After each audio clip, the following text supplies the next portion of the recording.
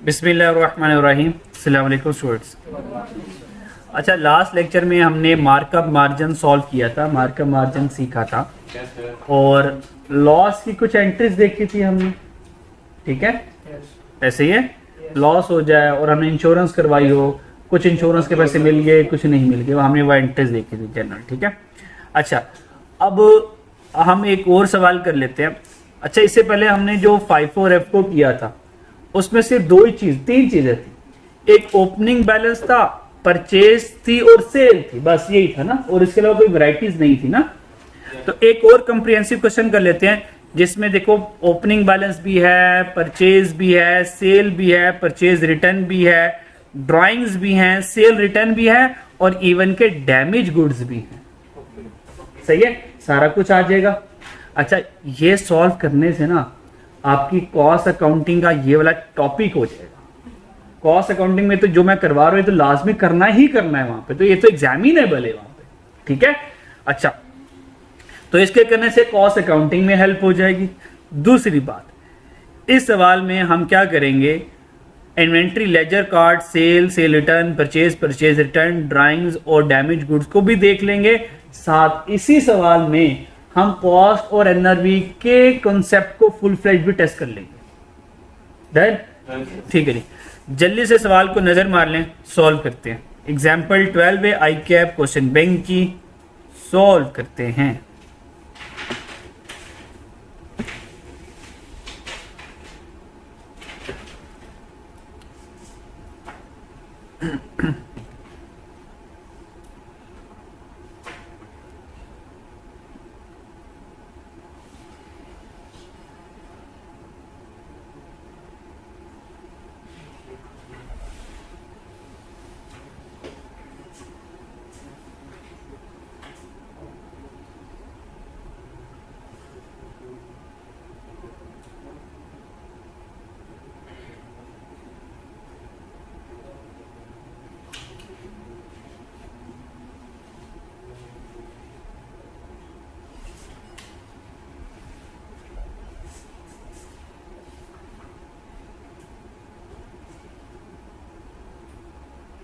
जी बच्चों, पढ़ लो शाबाश।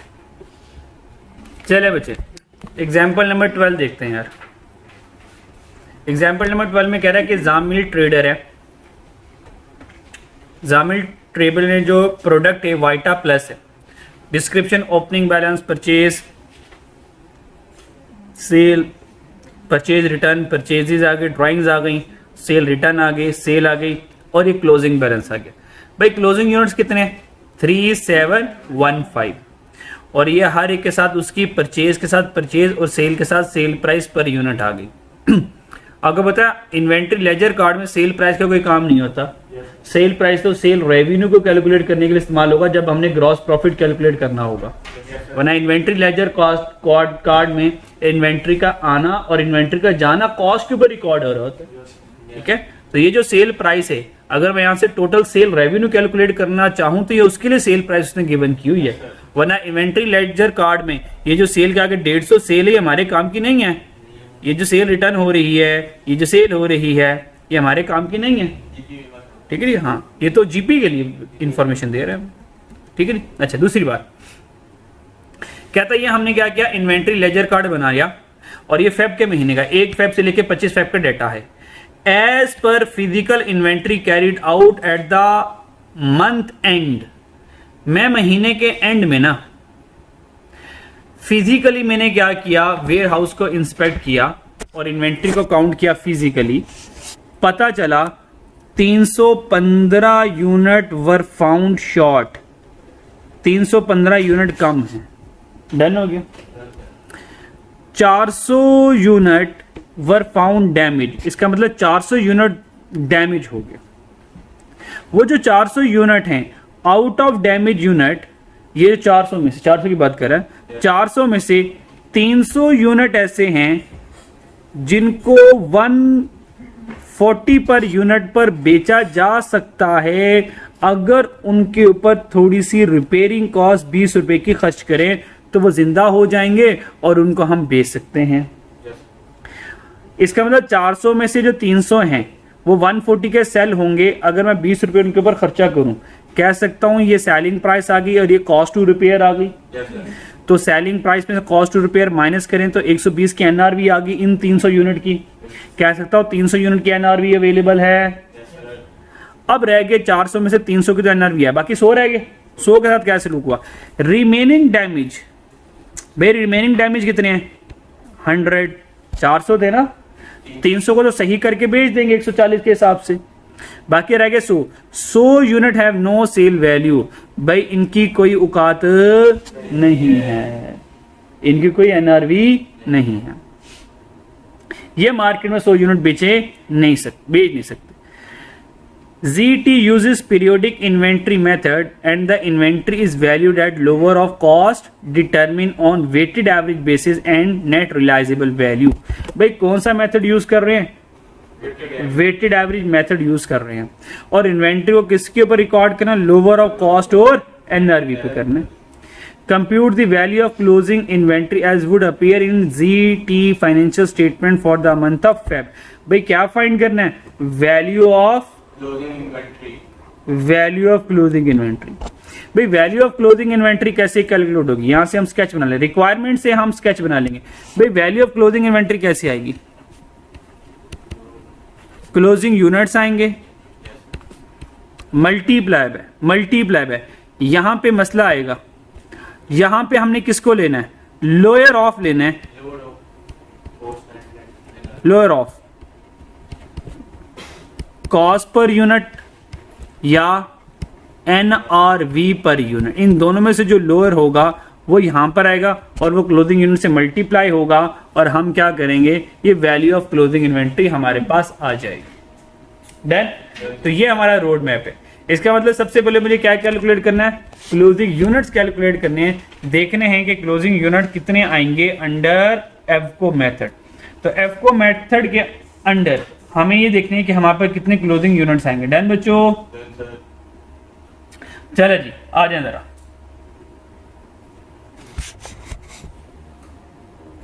सबसे पहले हमारे पास ओपनिंग बैलेंस आ गया, ठीक है। तो यहां पे हम जरा स्केच बना लेते हैं। तो स्केच में हमारे पास आ गया, डिस्क्रिप्शन आ गई जिसमें डेट व डिस्क्रिप्शन सारा कुछ आ जाएगा। डेट की सारी जरूरत नहीं है, लिखना चाहे लिख लें वरना कोई मसला नहीं है। डेट आ गई, डिस्क्रिप्शन आ गई। इस डिस्क्रिप्शन के बाद हमारे पास क्वांटिटी और रेट आ जाएगा और उसके बाद हमारे पास अमाउंट आ जाएगी और अमाउंट में आपको पता है हमारे पास पैसे होंगे, ठीक है। और इस डिस्क्रिप्शन में अच्छा इसको अलग अलग भी रख सकते हो, कंबाइन भी अलग अलग भी रख सकते हो, कंबाइन भी रख सकते हो, ये आपकी मर्जी है। अलग अलग रखना चाहोगे या कंबाइन रखना चाहोगे? अलग अलग समझा दो भाई। यहां पर आएगा परचेज और एक और कॉलम में आ जाएगा सेल। ये है अलग अलग, परचेज इधर चलती रहेगी, सेल इधर चलती रहेगी और यहाँ पे क्वांटिटी नेट आता रहेगा। एक तरीका तो ये होता है। दूसरा तरीका ये होता है जो आ रहा है वो आ जाए। परचेज आ गई, परचेज लिख लो, सेल आ गई, सेल लिख लो, परचेज आ गई, परचेज लिख लो, सेल आ गई, सेल आ गई, फिर परचेज। एक तरतीब ये होती है, जो आ रहा है उसको लिख लो। किस तरह चलना चाहोगे? ऐसे वाला करना चाहोगे? चलो ऐसे वाला। फॉर्मेट की कोई टेंशन नहीं, जैसे बात समझ लग जाए वैसे फॉर्मेट बनाए जा सकते हैं। अच्छा आ जाए जरा भाई। सबसे पहले क्या है मेरे पास? ओपनिंग बैलेंस है। ओपनिंग बैलेंस में यूनिट कितने हैं? 4500। रेट कितना है? 120 का। मल्टीप्लाई करके आंसर बताएं क्या बना? 1 फेब में डिस्क्रिप्शन क्या? Opening balance. अच्छा ओपनिंग बैलेंस में बच्चों यूनिट्स कितने? 4500। रेट कितना है? 120 का। अमाउंट कितनी आई? 540,000 आ गई। ये हमारे पास आ गया, यहाँ तो कोई परेशानी नहीं। अच्छा 3 फेब को मेरे पास क्या हुआ? 3 फेब को मैंने परचेजेस किए। भाई कितनी परचेजेस किए हैं? 2700 की परचेजेस किए हैं। यहाँ पर आ जाए 3 फेब को परचेजेस किए मैंने। परचेजेस में कितने क्वांटिटी परचेज किया? 2700 किस रेट वाले परचेज किया? 125 वाला। 2700 125, आंसर कितना आया?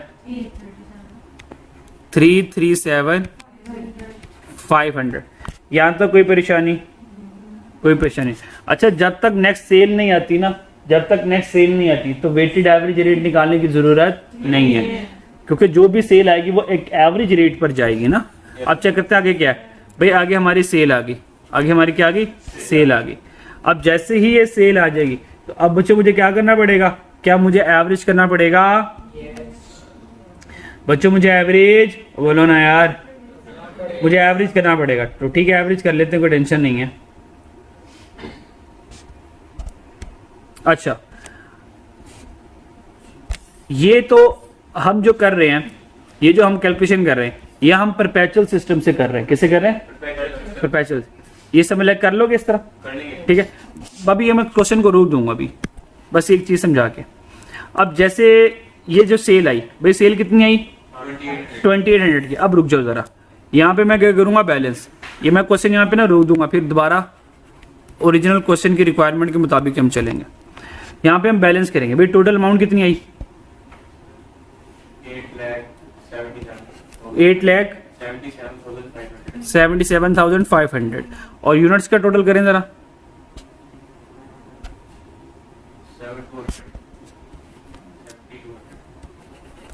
इसको इसमें से डिवाइड करें।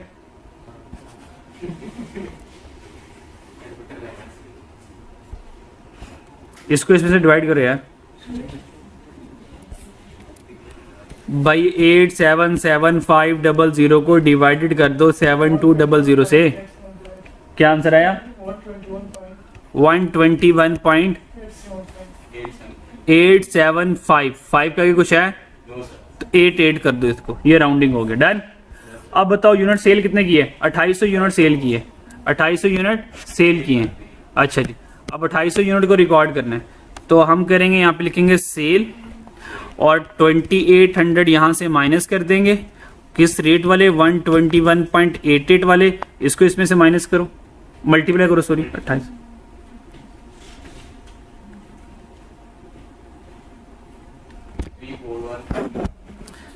341,264। डन। अच्छा, अगर तो एग्जामिनर हमें परपेचुअल सिस्टम का कहता तो आपको बताइए ये परपेचुअल सिस्टम, ये क्या है? परपेचुअल सिस्टम है।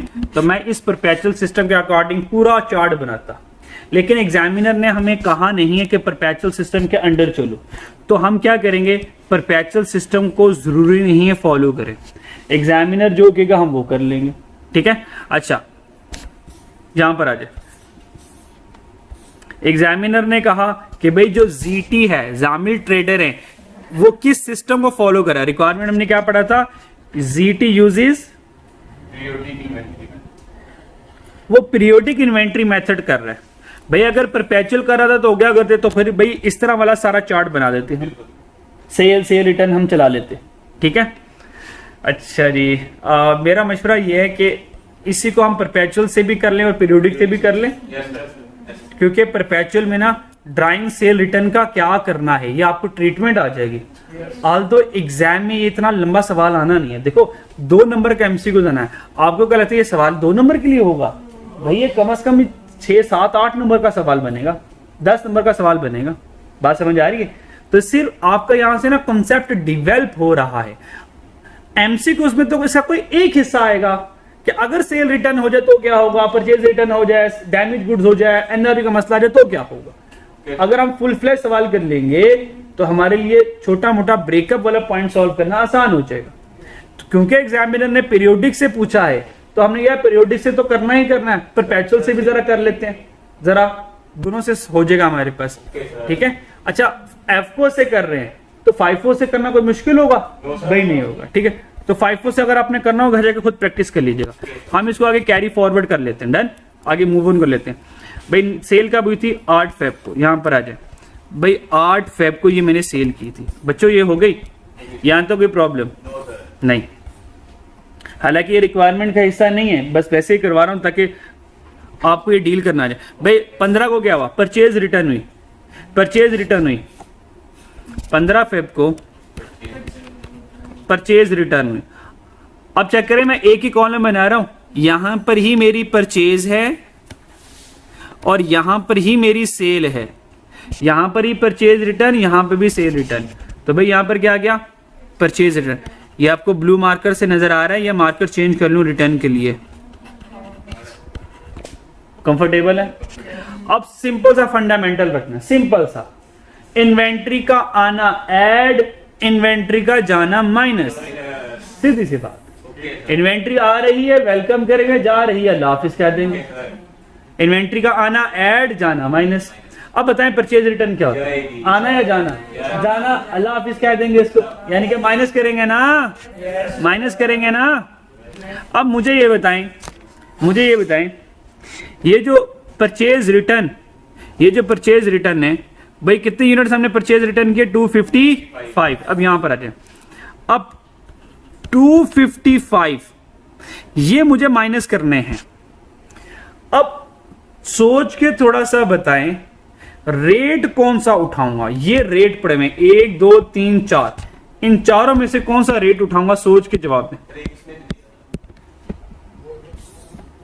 हाँ, ये जो उसने रेट दिया हुआ है, अच्छा उसने जो रेट दिया हुआ है 255, खैर उसने रेट दे दिया हुआ है, तो अगर वो ये रेट ना देता, अगर वो ये रेट ना देता तो ठीक है।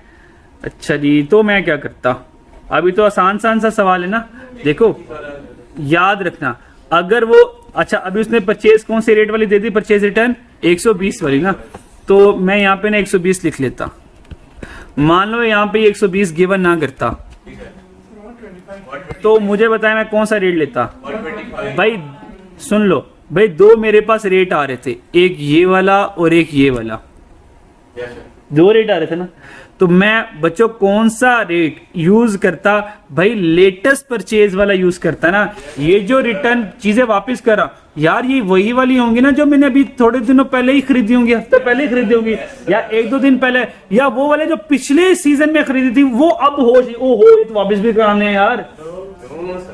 तो याद रखिएगा, जब भी परचेज रिटर्न होगी वो सबसे करीबी वाली परचेजेस में से रिटर्न होगी। बात समझ आई?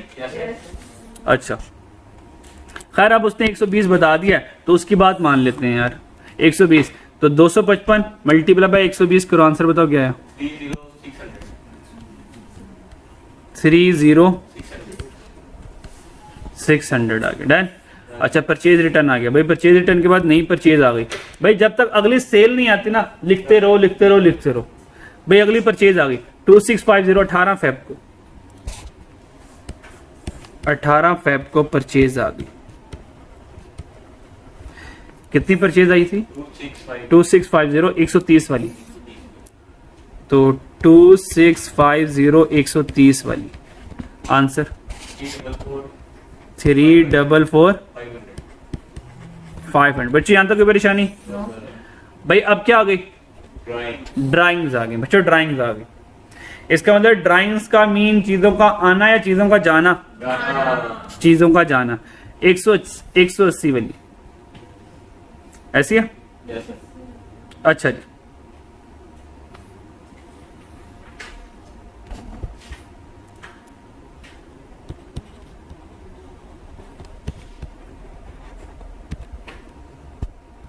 और ड्राइंग्स कब की हमने? 20 फेब को की ना, 20 फेब को की। अब यहां पर आ जाए, देखो ये जो परचेज रिटर्न वाली, जब परचेज रिटर्न की बारी आई ना, तो मैंने क्या किया, जब परचेज रिटर्न की बारी आई तो मैंने एवरेज आउट नहीं किया। तो हमने कहा जिस रेट पर चीजें खरीदी थी उसी रेट पर वापस चले गई।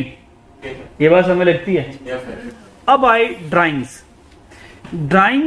वो कह रहा है 180 की ड्राइंग्स, ओनर 180 यूनिट घर ले गया, और यहां पे वो कह रहा है कौन से रेट वाले लेकर गया? 125 वाले, यानी कि वो ये 125 वाला रेट के लेकर गया होगा। वो कह रहा है ये रेट वाला गया। अब याद रखना मेरी बात भाई, ये जो सेल की ट्रीटमेंट होगी ये एज एन सेल के तौर पर आई जा रही है ना। और जब भी हमने चीजों को भेजना है हमने वेटेड एवरेज के ऊपर भेजना है। हमने किसके ऊपर भेजना है? वेटेड एवरेज के ऊपर भेजना है। हालांकि चेक करें 8 फेब को भी तो एक सेल हुई थी और उसने बताई सेल कितने पे की है। मैंने उसने कहा सेल 150 पे किया है, पर हमने सेल तो सेल प्राइस है, हमने इसके ऊपर तो कंसिडर किया ही नहीं है। हालांकि वो ड्राइंग्स कह रहा है 125 पर हुई हैं, लेकिन जो हम चीजें मान ले कि ये सारे यूनिट्स पड़े हुए हैं 7200, ये माइनस करूंगा, ये माइनस करूंगा, ये ऐड करूंगा। अब जहां पे जो यूनिट पड़े होंगे वो वेटेड एवरेज रेट के ऊपर पड़े होंगे ना। यानी कि जब यहां से 180 यूनिट जो हैं ये माइनस करूंगा यहां से 180 यूनिट, और वो कह रहे हैं 180 यूनिट कौन से गए हैं? 125 वाले। भाई यहां से 125 वाले अगर यूनिट चले गए, मान लो अगर मैं ऐसे लिख लूं तो भाई ये वेटेड एवरेज तो ना हुआ ना, ऐसे है। अब 180 125 वाले हैं, ये फाइफो मेथड थोड़ी हो रहा है कि फर्स्ट इन फर्स्ट आउट चलेगा। क्या ख्याल है? हमने तो वेटेड एवरेज यूज करना है ना, तो भाई हम वेटेड एवरेज के अकॉर्डिंग देखेंगे। डन बच्चों। अब वेटेड एवरेज के लिए क्या करेंगे? इसका मतलब ड्राइंग्स का मीन यूनिट्स का जाना होता है। अच्छा यहां पर हमने वेटेड एवरेज क्यों नहीं किया था? यहाँ पे ये परचेज रिटर्न भी तो यूनिट्स का जाना होता है ना, यहाँ पर वेटेड एवरेज क्यों नहीं किया? उसकी रीजन ये है भाई जो खरीदे हैं जिस रेट पे खरीदूंगा उसी रेट पे दुकानदार को वापस करूंगा ना। कभी ऐसा किया मान ले मैंने 100 रुपए की चीज खरीदी हो और मैं वापस करूंगा भाई अब तो मैं वेटेड एवरेज करूंगा आपके साथ। उन्होंने कहा भाई 100 की खरीद गया 100 की वापस कर तू मुझे। बात समझ आ रही है? ये क्लियर? जब ड्राइंग की बारी आएगी तो ओनर ने विड्रॉ किया ना, तो ओनर जब चीजें लेके जाएगा तो भाई जो भी वेटेड एवरेज रेट होगा हम उसके ऊपर वही लगाएंगे। डन बच्चों? अच्छा उसके लिए हम क्या कर लेते हैं, वेटेड एवरेज रेट लगा लेते हैं यहाँ पे। चलो जी इसको जरा रेज करो, जरा करो यूनिट्स कितने बनते हैं? 7200 minus 28 minus 255 plus 2650 remaining is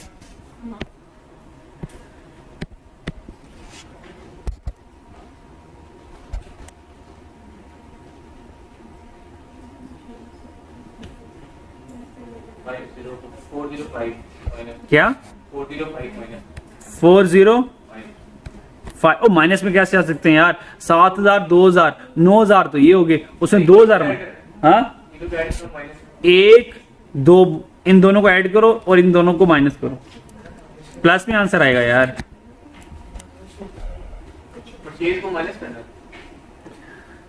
7200 minus 2800 minus 255 plus 2650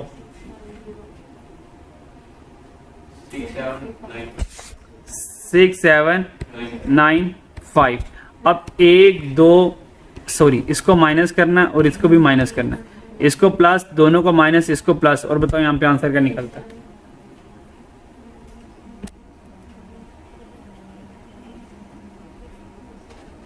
क्या आंसर आया? 850136। अब इसको इसमें से डिवाइड करो, बताओ रेट क्या आता है?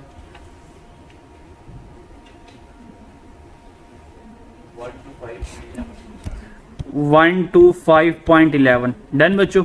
अब ड्राइंग्स इस वाले रेट पे जाएंगी 125.11 पर। तो ड्राइंग्स कितनी है मेरी? 20 फेब।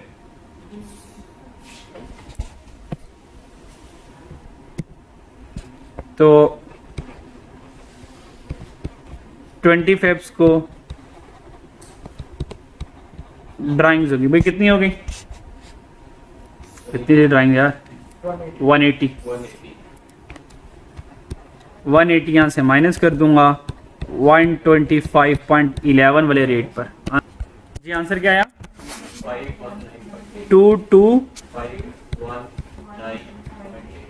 9.8। बस ठीक है। ये 90 इसको 20 कर लो।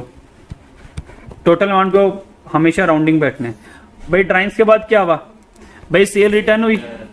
सेल रिटर्न का मतलब है चीज़ों का वापस आना। भाई 300 चीज़ें आ गई, और ये कब आई हैं?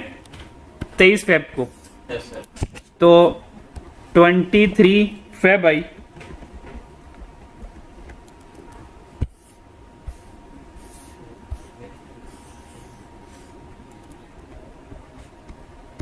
23 फेब को सेल रिटर्न हुई है,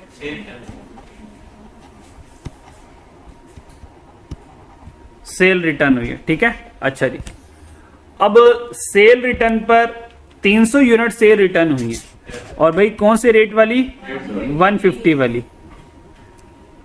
यूनिट्स कितने थे हमारे पास, 300।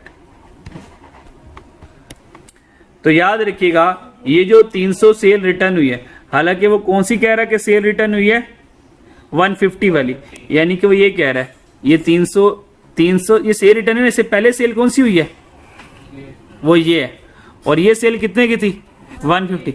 इसका मतलब 150 वाली ही रिटर्न वापस गई है, 150 वाली ही रिटर्न वापस गई है, ठीक है। तो खैर 150 के ऊपर तो हमने सेल वैसे ही नहीं रिकॉर्ड की, ठीक है, सेल तो हमने वैसे रिकॉर्ड नहीं की, क्योंकि हम तो कॉस्ट प्राइस के ऊपर सारा डाटा, ये सारा डाटा कॉस्ट प्राइस के ऊपर है ना। तो हम ये देखेंगे ये जो सेल रिटर्न हुई है, इससे पहले सेल हुई कब, इसका मतलब ये वाली सेल 2800 यूनिट जो थे ये 121.88 पर रिकॉर्ड हुए। भाई 2800 में से 300 यूनिट सेल रिटर्न हुए ना, तो भाई ये कौन सा रेट था, 121.28, तो ये वाले रेट वाले सेल रिटर्न होगी 121.88। भाई सेल रिटर्न का मतलब ऐड होगा या माइनस होगा, ऐड होगा। इन दोनों को मल्टीप्लाई करके आंसर लिख दो, 36564, बस जी, ठीक है, काफी है, डन। अब सेल रिटर्न के बाद क्या हुआ, भाई लास्ट में सेल हुई, भाई 3200 यूनिट सेल कर दिया 25 फेब को, तो 25 फेब को सेल कर दिए, भाई 3200 यूनिट जा रहे हैं, तो भाई फिर मुझे एवरेज करना पड़ेगा ना, जब यूनिट जाएंगे तो एवरेज करना पड़ेगा, तो करो एवरेज, फिर बैलेंस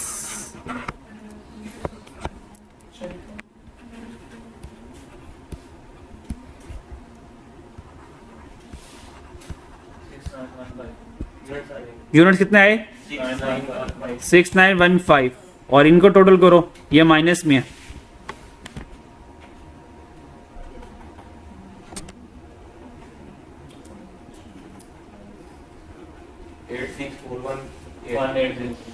क्या जी, 8864180। अब इसको इससे डिवाइड करो तो रेट आ जाएगा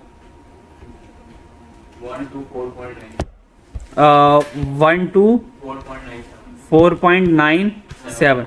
अच्छा, अब सेल कितनी हुई, 3200 यूनिट, तो ठीक है 3200 यूनिट का आउट कर देते हैं। 25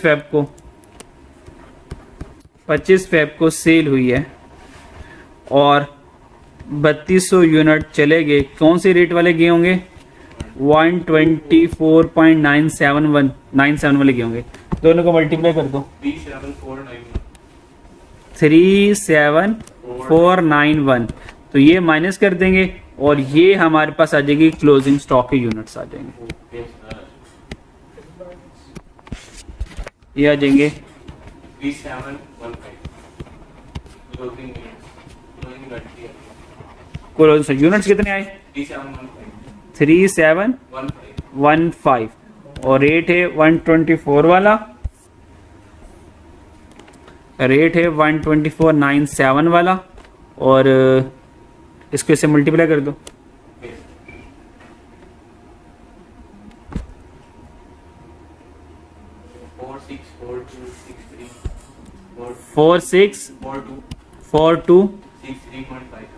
63.55 है, 64 कर दो। यहाँ तक बच्चों कोई परेशानी, एनी परेशानी, नहीं परेशानी। अच्छा, अगर तो अब सुन लो, अगर तो हमारा सवाल यहां तक होता, यहां तक होता, यानी कि ये सवाल होता मेरा भाई, इतना, ये बॉक्स देख रहे हो, अगर तो मेरा सवाल ये बॉक्स तक का होता, तो ये बॉक्स तक का आंसर मैं निकाल चुका।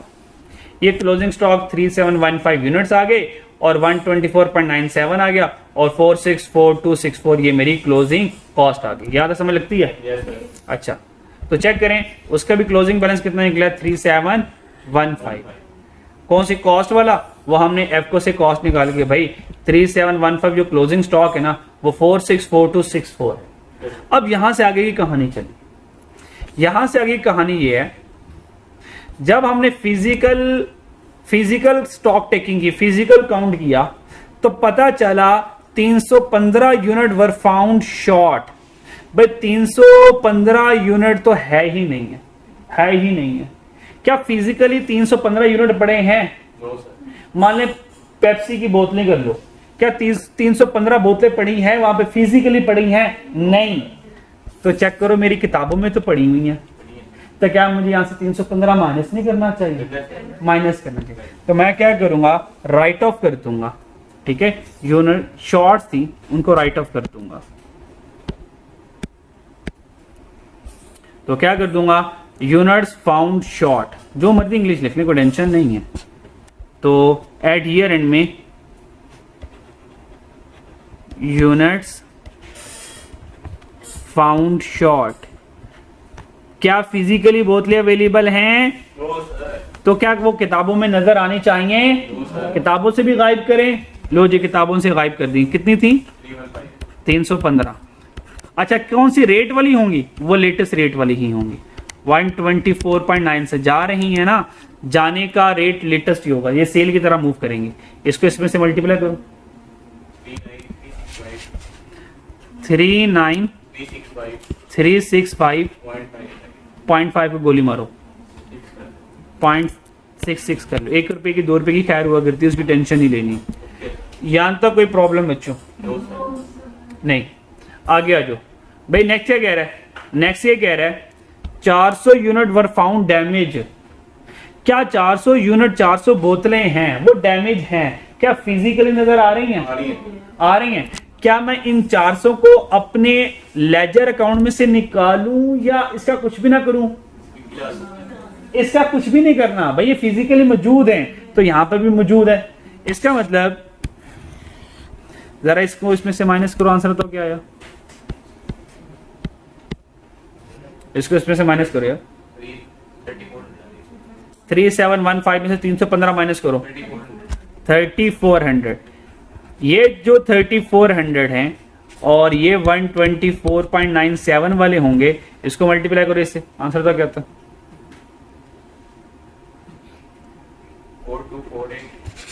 424898। यार ये कुछ ज्यादा लगा दिया, ये 9.8 होगा। यही है, पक्की वाली बात है। ओके चलो ठीक है, ये वाला आ गया। डन बच्चों। इसका मतलब ये है, ये जो 3400 यूनिट हैं, हेलो बच्चों, ये जो 3400 यूनिट हैं, इनमें से 400 यूनिट तो डैमेज आ गए। ये जो 3400 में से, भाई 3400 में से 400 यूनिट तो डैमेज आ गए। कह सकता हूं इस 3400 के कुछ विंग्स बन जाएंगे।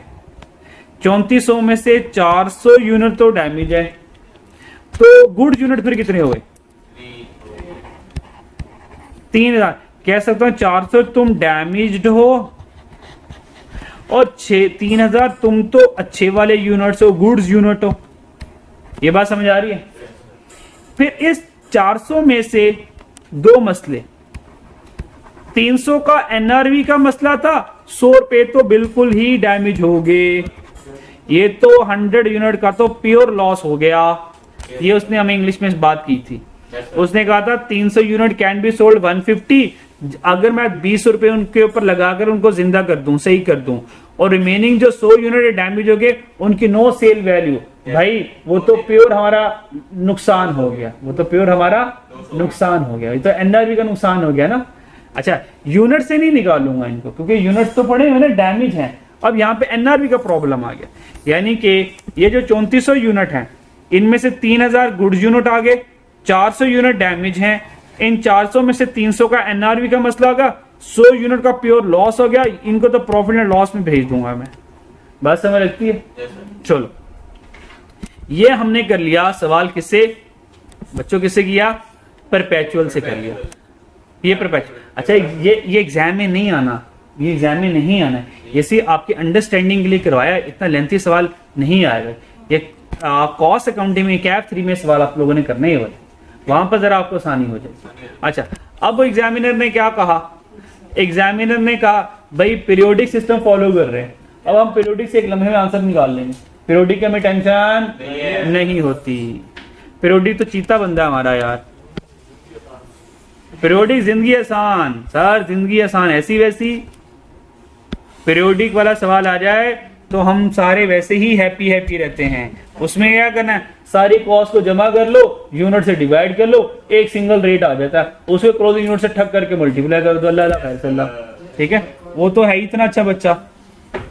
सही जी, आगे जरा। सही बात है, पीरियोडिक को बाकी सॉल्व करते शर्म ही आती, इतना आसान है पीरियोडिक। यार ये क्वेश्चन के ऊपर ही ना सॉल्व कर लें, जैसे आप लोग कहें क्वेश्चन के ऊपर ही सॉल्व कर लेते हैं यार। यार ये तो इतना आसान वाला काम है, इसको तो सेपरेटली करना ही बुरी बात है यार, है ना। अच्छा भाई, पीरियोडिक से कर लेते हैं, जरा पीरियोडिक से सॉल्व कर लेते हैं। अच्छा भाई पीरियोडिक पर आ जाए। अब पीरियोडिक पे हमने सारे सिर्फ वो देखने हैं कि जो हमने परचेज से रिलेटेड है। भाई कौन कौन आ जाएगा, भाई ओपनिंग बैलेंस आ जाएगा, ये आ जाएगा, एक 2700 आ जाएगा, सेल नहीं आएगा। अच्छा उसके बाद परचेज रिटर्न आ जाएगा, बस परचेज से रिलेटेड, फिर ये आ जाएगा। अच्छा उसके बाद ड्राइंग्स में आ जाएंगे, ये यूनिट ये आ जाएंगे, ठीक है। अच्छा जी क्या हुआ, क्लोजिंग की भी जरूरत नहीं है। अच्छा भाई ये जो 4500 ओपनिंग है, भाई ये कौन से रेट वाले हैं, 120 वाले। अब सोल्यूशन पर आ जाए तो 45 मल्टीप्लाई बाय 120, भाई ये आंसर आ गया। फिर आगे अगली परचेज क्या है, 2700, कौन से रेट वाली, 125 वाली। भाई 2700 125, भाई ये कॉस्ट आ गई। डन, समझ आ रही। Yes sir. अच्छा इसके बाद अगली कौन सी थी भाई, इसके बाद तरतीब कोई भी रख ले, कोई मसला नहीं है। 255 परचेज रिटर्न है, भाई कौन से वाली, 120 वाली। तो 255 मल्टीप्लाई बाय 120, ये परचेज रिटर्न आ गई।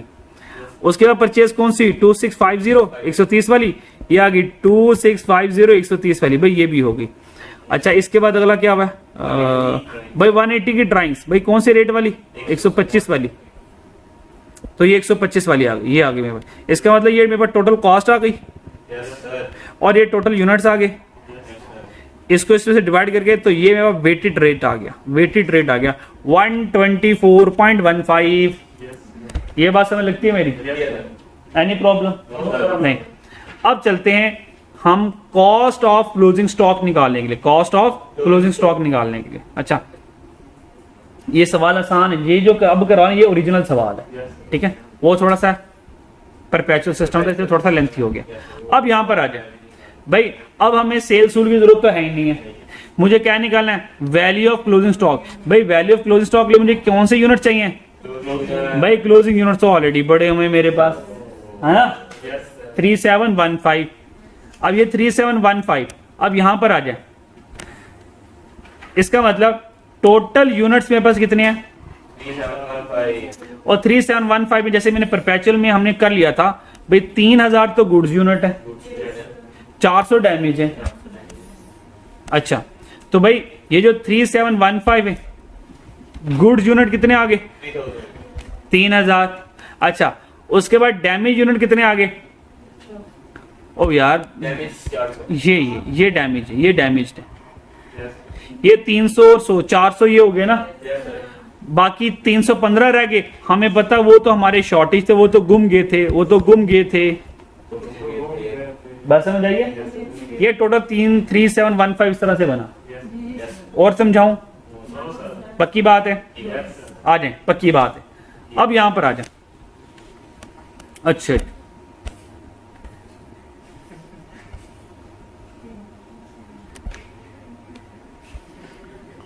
अब हमें क्या करना है बच्चों, ये देखो बच्चों यूनिट्स आ गए, इसका मतलब ये क्लोजिंग यूनिट्स तो फाइंड कर चुका।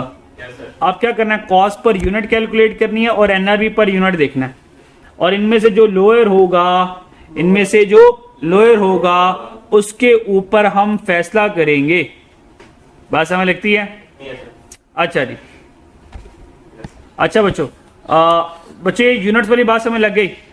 अच्छा तो ये वाला यूनिट तो मैं फाइंड कर चुका। अब क्या करना है, कॉस्ट और एनआरवी फाइंड करनी है। भाई कॉस्ट तो फाइंड कर ली ना मैंने, भाई कॉस्ट कितनी मेरी रेट 124.15। इसका मतलब ये 3000 की कॉस्ट कितनी है, 124.15।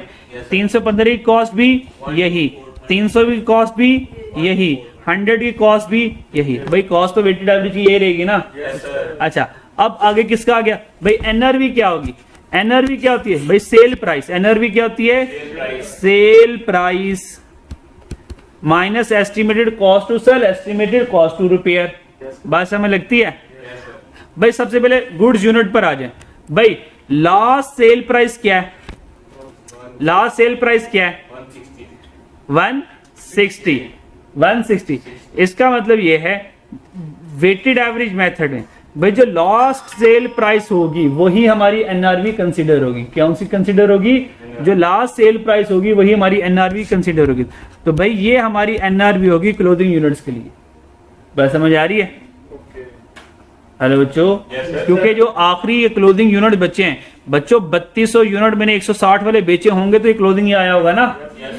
इसका मतलब जो रिसेंट सेल हुई है मार्केट में वो 160 वाली हुई है, तो एनआरवी कितनी चलेगी, 160 चलेगी।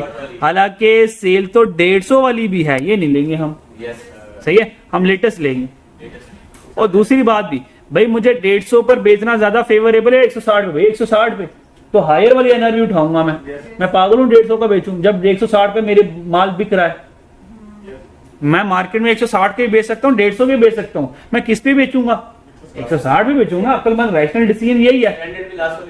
हाँ, स्टैंडर्ड पे लास्ट उठाएंगे। लेकिन लेकिन लेकिन लेकिन अगर हमारे पास लास्ट वाली 155 होती और बीच में 160 भी होता तो मैं 160 पे जाता। लास्ट मार्केट प्राइस ये है, तो नॉर्मल अजम्पशन ये है कि लास्ट वाली ही ले लो। लेकिन अगर वो आपको 1-2 सेल प्राइस दे रहा है कि आप इस पे बेच सकते हो, फिर हायर पे जाना आप लोगों ने, फिर पिछले की चले जाएगी, कोई टेंशन नहीं, कोई टेंशन नहीं। सही। लेकिन नॉर्मली प्रैक्टिस यही है कि जो लेटेस्ट सेल चल रही है आप उसी के ऊपर बेचो। हमारे सवाल में ये है, आगे चल के जब थोड़ा सा आगे जाओगे ना तो मार्केट में 2-3 प्राइसेस दे देगा। ठीक है, अच्छा जी। तो भाई जो गुड्स यूनिट है भाई, उनकी लास्ट सेल कौन सी होगी, 160, और आपने 160 ही लेनी है। हाँ जी, हमने 160 लेनी है। अब मुझे ये बताएं, 160 हमारी एनआरवी आ गई बच्चों, यहां से बात समझ लगती है? अच्छा, इसके कोई टेंशन नहीं है। अच्छा, जो यूनिट गुम गए क्या उनको मार्केट में बेच सकेंगे? भाई उनकी एनआरवी क्या होगी, 0 होगी। वो जो डैमेजेबल गुड्स थे, याद है मार्केट में 120 140 का बेचेंगे, अगर 20 की कॉस्ट इंकर कर लें तो भाई उसकी एनआरवी कितनी आ गई, 120 आ गई। ओ किधर गया, सॉरी, ये 120 ये 120। और जो डैमेजेबल अनसेलेबल थे भाई उनकी भी एनआरवी क्या होगी, 0 होगी। अब आते हैं मुकाबले का वक्त, अब आया मुकाबले की घड़ी। भाई ये कॉस्ट और एनआरवी है ना, ये गुड्स यूनिट की बात करें भाई, कॉस्ट है 124.15, एनआरवी कितनी है 160। बताएं इन दोनों में से लोअर कौन है, 124। ओ ये क्या लिखा हुआ है, ये नहीं आना, ये आना है 124.15। जरा 124.15 मल्टीप्लाई 3000 करो, देखो ये वाला जवाब आता है। हो सकता है टाइपिंग मिस्टेक हो गई हो, चेक कर लो जरा यार, यही आता है बस, ये वो टाइपिंग मिस्टेक होगी। अच्छा मुझे बताए, हेलो बच्चों, अच्छा भाई ये 0 है और ये 124.15 है, इन दोनों में से लोअर कौन है, 0 है, और 0 मल्टीप्लाई बाय 315, 0 डन। और बताएं 124 और 120 में से कौन जीतेगा, 120। तो देखो 120, तो 300 मल्टीप्लाई बाय 120 करेंगे तो ये 36,000 आ जाएगा। एग्री करते हो? और इन दोनों का मुकाबला करेंगे तो 0 जीतेगा, तो 0 मल्टीप्लाई बाय 100, 0 1 2, इन दोनों को ऐड करेंगे तो हमारे पास कॉस्ट आ जाएगी 408450। डन बच्चों, वेलकम बच्चों, नोट कर लो। सवाल मुश्किल तो नहीं था? No sir. अच्छा, आप लोगों ने करना क्या है, परपेचुअल वाला पंगा बेशक ना लेना, उसके बाद उन्हें देख लेना। सर अभी एक डेमो दे दें परपेचुअल। इधर आ जाए भाई, एग्जाम्पल नंबर ना 11, प्लीज बच्चों, एग्जाम्पल नंबर 11 आज आप लोगों ने घर में जाके करनी है। इसमें purchase sale, purchase return, cell return खैर कोई नहीं है, लेकिन ड्राइंग्स आ गई, शॉर्टेज आ गई, ओपन इन्वेंट्री इतनी आ गई, closing inventory include damage goods आ गई, एनआरवी का मसला आ गया, और QP uses perpetual inventory method to record the inventory. Yes sir, तो परपेचुअल से कर लोगे इसको? कर लेंगे सर। उसका एक डेमो दे देंगे स्पेशल का बड़ा कि मैंने ये कर दिया, ये कर दिया। परपेचुअल पर आ जाए जरा, जल्दी जल्दी कर। अच्छा आप चेक करें पीरियोडिक में जो हमारे पास क्लोजिंग यूनिट्स निकले भाई, उनकी कॉस्ट कितनी निकली है? 408। तो हमारी कॉस्ट कितनी निकली है बच्चों? 424। हाँ, ये कितनी निकली थी? 408 है, और हमारे पास निकली है नहीं अभी हमने यहाँ पे एनआरबी की मैंने कैलकुलेशंस नहीं करवाई है आपको ना, लोअर कॉस्ट और एनआरबी के बीच में करवाई नहीं है। अगर वो करवाता तो यहाँ से फर्दर आपको पता चल जाता। ये वही है ना, ये देखो। हेलो बच्चों, 3715 की कॉस्ट क्या निकली? 124.97, और यहाँ पे हमारी क्या निकली थी? 124.15। बाकी कॉस्ट यही वाली करीब ही आएगी। अगर हम पीरियोडिक से चलें, पीरियोडिक का रेट था 124.15, क्लोजिंग का रेट निकला ना, और हमारा क्लोजिंग का रेट क्या निकला? 124.97। ठीक है, थोड़ा बहुत ही फर्क है, इतना तो आता ही है। अच्छा, ये परपेचुअल का सवाल ना मैंने एंड तक नहीं लेकर गया भाई। ये जो 3715 है ना, इसके बाद परपेचुअल में जब आप क्वेश्चन नंबर 11 करेंगे ना बच्चों, क्वेश्चन नंबर 11 में ये सारी डिस्क्रिप्शन आपकी ऐसी चलेगी। जब आप यहां पे पहुंचोगे ना, क्लोजिंग स्टॉक लाल वाली वैल्यूज पे बच्चों, इसके बाद आपने ना यहां पे इधर आ जाना ऐसे वाला, उसके बाद ये वाला डब्बा बनना है, यानी कि ये वाला बॉक्स है ना, ए वाला बॉक्स, ये पीरियोडिक और परपेचुअल में सेम बनता है। ये पीरियोडिक की कैलकुलेशन है, डायरेक्ट आसान नन्नी मुन्नी सी कैलकुलेशन, और परपेचुअल में ये जिन वाला प्लस माइनस, ये सारा प्लस माइनस से बन रहा होता है। ठीक है, और जब आप यहां तक पहुंचेंगे 3715, तो ये आ जाएगा, ये देखो, ये 3715 आ गया। गुड्स यूनिट 3000 हो गए। 315 जो गुम गए थे, ये गुम गए थे तो हमने ये लिखा हुआ, ये देखो यू आर गुम गए 315, और 124 वाले गुम गए थे ना, यानी कि 3936 वाले गुम गए थे। ठीक है, तो ये वाले 315 मल्टीप्लाई 124.15, तो उसकी एनआर भी 0 थी, तो टोटल कॉस्ट 0 आ जाएगी। डन बच्चों, हो जाएगा। मैं समझा देता हूँ मैंने क्या किया। आइए जरा भाई, परपेचुअल को रिवाइज करो। ओपनिंग बैलेंस आ गया, परचेज आ गया। अच्छा, आपको पता है परचेज के बाद ना अगली मेरे पास आई थी ये सेल। जब भी सेल आएगी तो आप लोगों ने क्या करना है? एवरेज निकालना। इसका मतलब ये जो भी सेल होगी एक सिंगल रेट पर जाएगी, जो कि 121.88 है। 2800 यूनिट बेच दिए। अच्छा, जब भी आपने सेल के लिए कॉस्ट सिलेक्ट करनी है तो याद रखना ये सेल तो सेलिंग प्राइस है, इनको कंसिडर नहीं करना। यहां से आप सिर्फ परचेज वाली वैल्यूज उठाओगे, बाकी परचेज रिटर्न, सेल रिटर्न सारे अपने डाटा में से देखोगे। दोबारा बता रहा हूं, एग्जामिनर ना यहाँ पे सारी वैल्यूज दे रहा, सेल की और सेल रिटर्न की, परचेज की, सारा कुछ दे रहा, सबको मारना इग्नोर। यहां से जो परपेचुअल सिस्टम की बात कर रहा हूं, हमारे लिए कौन सी अमाउंट रेलिवेंट है? ओपनिंग का रेट, परचेजेस और परचेजेस, और बस ये परचेजेस के रेट रेलिवेंट है। मान लो बाकी है ही नहीं है, नजर ही नहीं आ रहे हमें। नहीं चाहिए, कुछ भी नहीं चाहिए। मुझे कौन से रेट चाहिए बच्चों? कौन से रेट चाहिए? परचेजेस के। जैसे कि मैंने कौन सा उठाया? 120, 125, 130। अब देखना, इसके अलावा हम कोई रेट इस्तेमाल नहीं करेंगे। आए जरा भाई, ओपनिंग का रेट क्या था? 120, ये 120 मैंने इस्तेमाल किया भाई। परचेज 125 आ गया भाई। 2800 यूनिट बेच दिए, एवरेज के रेट भी और बेच दिए। डन।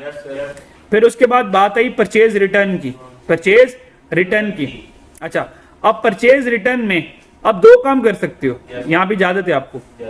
बेहतर ये था मैं यहाँ पे 120 ना लेता, 125 ही लेता। हालांकि उसने ये कहा है कि परचेज रिटर्न जो है वो 120 वाली हुई है, तो खैर ये भी ले सकते हो आप, ये दोनों कंडीशन चलेंगे आपकी। तो हमने 120 ले लिया, ठीक है। अच्छा, आई कैप का सोल्यूशन जो करेगा आप लोगों ने वैसे ही करना है। अगर आईकैप का सोल्यूशन कहेगा भाई परचेज रिटर्न के लिए सामने वाला रेट फॉलो कर लो, वो कर लेना। वो कहेगा भाई नहीं, ये परचेज रिटर्न तो नियरेस्ट परचेज 125 वाली होनी चाहिए, क्योंकि 125 पे खरीदा 125 पे वापस करूंगा ना, तो यहाँ पर 120 की बजाय 125 ज्यादा सूटेबल था। देन अच्छा जी, पहले अभी मैं इसको रेस कर देता हूँ, फिर सारी कैलकुलेशन बदल जाएगी।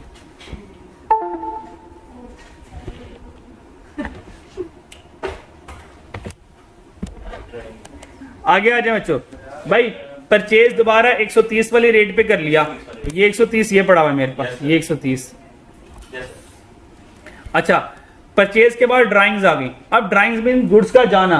भाई गुड्स का जाना मीन सेल की तरह, तो इसने भी सेल की तरह ट्रीट होना है, तो मैंने एवरेज के लिए बैलेंस कर लिया। तो बैलेंस रेट क्या है 125.11, तो ड्राइंग्स 125.11 के हिसाब से चलेगी। फिर सेल रिटर्न का आना था, तो हम ये देखेंगे ये सेल रिटर्न लास्ट सेल कौन सी थी, ये 121.88 वाली सेल थी, तो आज ये रिटर्न किए, तो हम इसी रेट वाली को रिटर्न करेंगे। तो इसका बात ध्यान रखना आपने, सेल रिटर्न के लिए ये रेट लेना आपने। फिर अगली सेल आई, हमने बैलेंस करके एवरेज रेट निकाल लिया, फिर दोबारा सेल आ गई, फिर क्लोजिंग स्टॉक, और क्लोजिंग स्टॉक के बाद आपको बताया ये वाला बॉक्स आपका जिंदा हो जाएगा। डन। सेल और ड्राइंग के लिए एवरेज निकालेंगे और परचेज, सेल और ड्राइंग्स के लिए एवरेज निकालेंगे, परचेज रिटर्न के लिए देखेंगे जो परचेज की उसमें से वापस करना, और सेल रिटर्न के लिए सेल की, सेल रिटर्न के लिए जो सेल की उसमें से वापस कर देना। ओके सर, ठीक है। और ड्राइंग्स के लिए लेटेस्ट रेट लेना है, सेल के लिए लेटेस्ट रेट लेना है। ओके। बाकी ये मैं आपको सेंड कर दूंगा, या तस्वीर ले लो इसके बल्कि, ये डॉक्यूमेंट सेंड करना मुश्किल होगा, आप इसकी तस्वीर ले लो।